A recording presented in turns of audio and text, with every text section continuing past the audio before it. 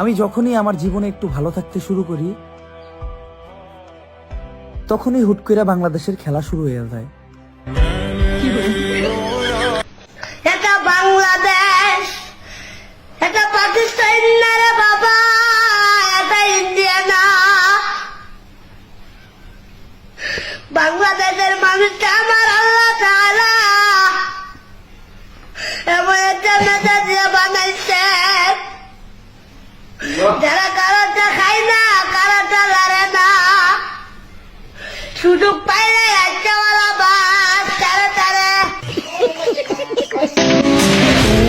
আজকে যদি বাংলাদেশ হাইরা যায়, এরপর থেকে বাংলাদেশের খেলার জীবনও দেখবো না। এই একই কথা প্রত্যেকবার বলার পর খেলার দিন সবার আগে খেলা দেখতে বসে যাওয়া নির্লজ্জ আমি। ধন্যবাদ। কি ব্যাপার, বই গেছেন কেন? খেলা সাইবেল্লাই জানতাম, খেলা সাইবেল্লাই বই যাবেন। বাংলাদেশ হারে যাবার পরে মনে মনে তোবা করিয়ে লাইছেন, আজ জীবনে বাংলাদেশের খেলা চাইতেন না, কিন্তু খেলার ডেট যেদিন থাকে এদিন নিজের রান মানাইতেন হারান না। ঠিকই জালমুড়ি আর বাদাম লো খেলা চাইবেল্লাই বই যান। এটা হইলো দেশের প্রতি ভালোবাসা, এটা হইলো দলের প্রতি, খেলার প্রতি ভালোবাসা। খেলা মানে কি বুঝেন নাই? খেলা মানে হইলো হার জিত আছে।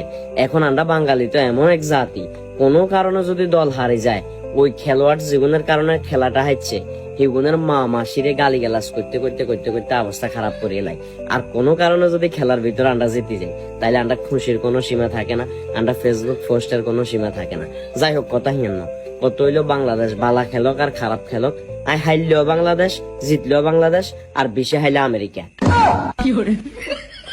না ইয়ান কইতাম চাইনি, বলে মোদি বাড়ে গেছে, দোন মাইনে।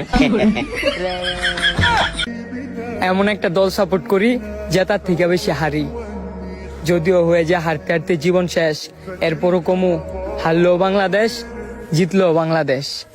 এটা মানেন আর না মানেন, বাংলাদেশের ম্যাচ জেতার সম্ভাবনা সমান সমান আমার প্রেম হওয়ার সম্ভাবনা। পকা একদম জিরো, কোনো সম্ভাবনা, চুদলিং কম।